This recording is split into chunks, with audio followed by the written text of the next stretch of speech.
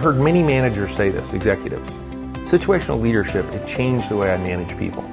I think it's the most practical model you'd ever get for leadership. It's good for first-line supervisor, it's good for a CEO, it's good for everyone to know and understand.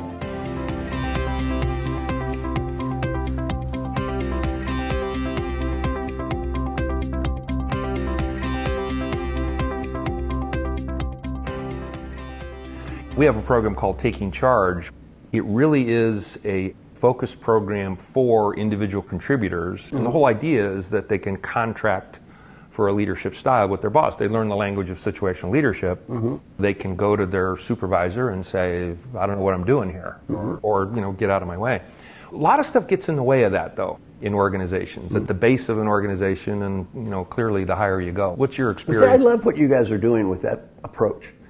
Because what happens, I'm going to share some new stuff that I've been doing and how it connects.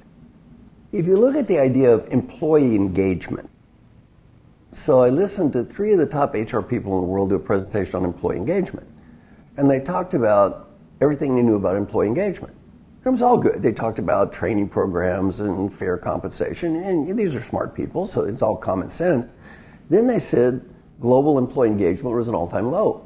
I'm sitting there thinking, well, if you all are so smart, this doesn't seem to be working very well. Then I realized 100% of the dialogue goes, what can the company do to engage you? And 0% is what you can do to engage yourself. Well, I thought you're missing half of an equation. I'm on a typical airline flight. There's 2 flight attendants. One's positive, motivated, upbeat, enthusiastic. One's negative, bitter, angry, and cynical. Have you been on that flight? You've been on that flight. Same pay, same uniform, same everything. What's the difference? Well, it's not the outside, it's on the inside. And there's been very little about getting people to take responsibility. What I love about what you're doing is, and what I'm doing in our employee engagement, I get people to start being responsible for their own engagement. I have people every day testing themselves on, did I do my best too? It's in my book, Triggers. What I love about what you're doing is the same philosophy, though. It's rather than being a victim, my boss is not giving me what I need, poor me. Right. I'm a victim. It's the anti-victim serum that's saying, take some responsibility for your life, work with your boss, contract for style. You have what you need is what you need. You need to be able to communicate with your boss and take responsibility so that way your boss is not being left blind either. Because a boss may be a boss, but they can't read your mind. Yeah. So let's say you're my boss and I need help. Well, maybe you don't know I need help. But if I come to you and say on this particular topic I need help, I need leadership style too, perhaps coaching. I want to learn, I just need to learn more. Well, there's nothing wrong with that. Well, in fact, it's a very healthy dialogue. What you guys are doing, which I really like though, is you're teaching people to take responsibility for their own lives, not to be victims. And also not to blame your boss. Poor me, blame the boss, I'm a victim. I've never been very big on that.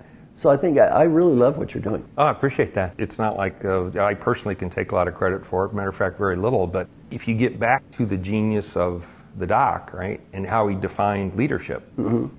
Leadership, very simply, is an attempt to influence.